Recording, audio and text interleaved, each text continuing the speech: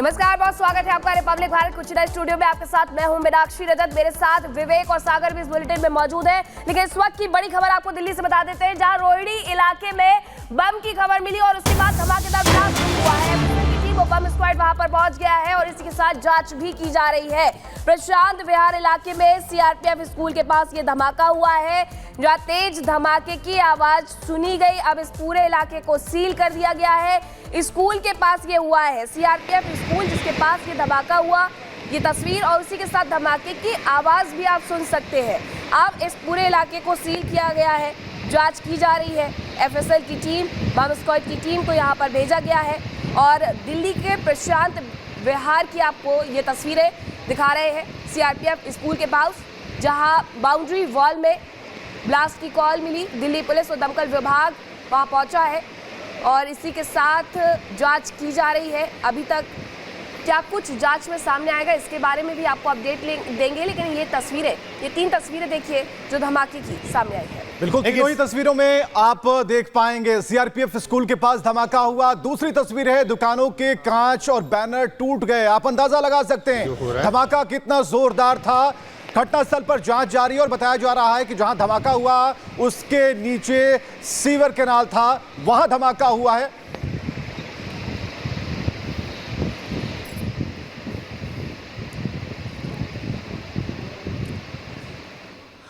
और लोमस हमारे साथ जुड़ चुके हैं और लोमस से सीधे जानकारी लेते हैं। लोमस, जो ये पूरा धमाका, उससे जुड़ी हुई जो खबरें आ रही है, इसकी इंटेंसिटी का पता लगाया जा सकता है, आसानी से समझा जा सकता है, लेकिन आप उस मौके पर मौजूद हैं, क्या खबर मिल रही है? बिल्कुल सागर, मैं आपको जानकारी दे दूं कि यह पूरा मामला सुबह 7:47 का है, जब फायर ब्रिगेड को एक कॉल मिलती है कि रोहिणी सेक्टर 14 के प्रशांत विहार में एक धमाके की, जोर से धमाके की आवाज़ आती है और पूरे आसमान में धुंध जैसे बादल छा जाते हैं और पूरी तरीके से गैस उस इलाके में एक छा जाती है और उसके बाद वहाँ पे अफरा तफरी मच जाती है। हालांकि फायर ब्रिगेड की टीम मौके पे पहुँचती है, एफएसएल की टीम वहाँ पे मौके पे पहुँची हुई है, लगातार ही जाँच करने का काम किया जा रहा है और कहा जा रहा है कि सीआरपीएफ स्कूल की जो वॉल बाउंड्री है वहाँ पे इस तरह के ये धमाका हुआ है और जांच करने का काम किया जा रहा है कि ये किस प्रकार का धमाका है, क्योंकि ये भी कहा जा रहा है कि जो सीवर लाइन वहां से गुजरती है उस सीवर लाइन में इस तरह का धमाका हुआ है। हालांकि अभी भी जांच वहां पे चल रही है, पूरे इलाके को सील कर दिया गया है। लेकिन आपको जानकारी दे दें कि इस धमाके के बाद वहां पे जितने दुकान थे उनके कांच पूरी तरीके से टूट गए हैं। वहां पे जो व्यक्ति रहते हैं वो, उनके दिल में काफी यहाँ पे धमक एक सहन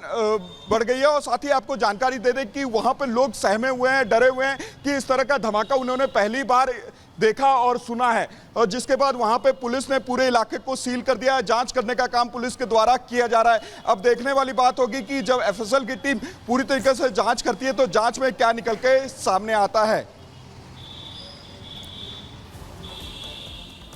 बिल्कुल लोमस, लेकिन अभी ये बताया जा रहा था कि बम स्क्वाड की टीम भी वहां पर पहुंची हुई है। क्या ये माना जाए कि बम की कोई कॉल थी, उसके बाद ये धमाका हुआ है? क्योंकि उसके पहले भी हमने सुना और देखा भी कि दिल्ली में कई जगहों पर बम को लेकर के झूठी अफवाहें भेजी गई, मेल भेजे गए।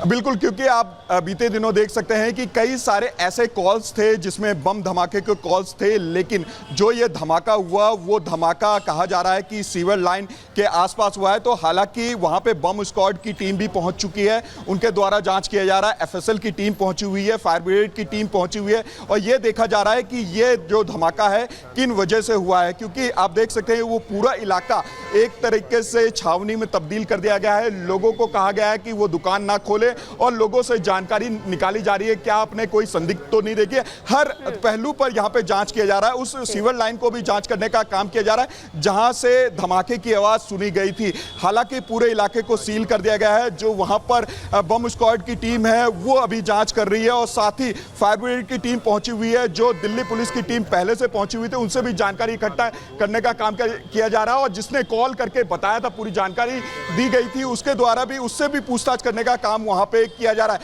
हालांकि जांच की प्रक्रिया अभी कुछ देर और चलेगी, उसके बाद ही पूरी तरीके से तस्वीर साफ हो पाएगी। बिल्कुल, ये तस्वीर उसके बाद ही साफ हो पाएगी कि आखिरकार हुआ क्या है, लेकिन ये तस्वीरें बेहद अहम हो जाती है जहां पूरी तरीके से देखिए नाकाबंदी कर दी गई है। पुलिस की टीमें मौके पर पहुंची हुई है। हालांकि क्या कुछ हुआ, कैसे हुआ, इसकी जांच अभी की जा रही है और इसके बाद ही कुछ कहा जा सकेगा। लेकिन दिल्ली के कई स्कूलों में धमकी भरे मेल भी इसके पहले भेजे गए थे और अब यहाँ जब धमाका हुआ है तो पुलिस पूरी तरीके से सतर्क नजर आ रही है।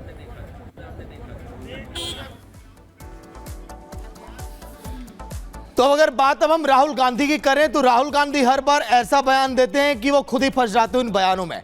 राहुल गांधी ने फिलहाल अपनी पहचान अब बरकरार रखी है, क्योंकि दलितों और आदिवासियों को राहुल गांधी ने जो बयान दिया था इनको लेकर, अब ऐसा लगता है कि कांग्रेस के कार्यकाल में इनके लिए कुछ भी बेहतर नहीं किया। हालांकि राहुल गांधी का बयान तो बीजेपी के लिए था, लेकिन अब ये इन्हीं की पार्टी के ऊपर आता हुआ दिखाई दे रहा है और कांग्रेस पार्टी ऐसा लग रहा है खुद ही अब सेल्फ गोल अप कर रही है। रिपोर्ट आप देखिए।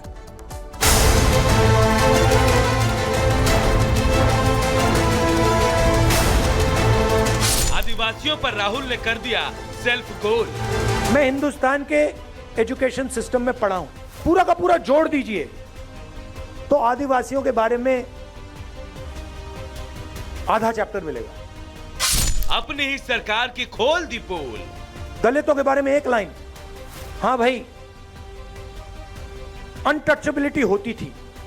ऊपर पूछे गए 2 सवाल इसलिए क्योंकि राहुल गांधी का एक बयान उनकी पार्टी के ऐतिहासिक कार्यकाल पर ही सवालिया निशान लगा रहा है। पहले आप भी राहुल का यह बयान सुन लीजिए, फिर आप खुद सोचिए कि वो क्या बोल गए। पूरा का पूरा जोड़ दीजिए तो आदिवासियों के बारे में आधा चैप्टर मिलेगा। 10-15 लाइन मिलेंगी कि हां हिंदुस्तान में आदिवासी भी हैं, मगर इनकी हिस्ट्री क्या है, इनके जीने का तरीका क्या है, इनके सोचने का तरीका क्या है, इनकी साइंस क्या है, इनकी पॉलिटिक्स क्या है, उसके बारे में कुछ नहीं। तो राहुल गांधी जिस स्कूल में जाते थे वहां आदिवासियों के बारे में पूरा चैप्टर यानी उन पर विस्तार से कुछ भी नहीं पढ़ाया गया। अब आदिवासियों से हटकर दलितों के बारे में उनका बयान सुन लीजिए, आप और हैरान हो जाएंगे। दलितों के बारे में एक लाइन, हां भाई अनटचेबिलिटी होती थी। जिन लोगों ने इस देश को बनाया, जो किसान, मजदूर,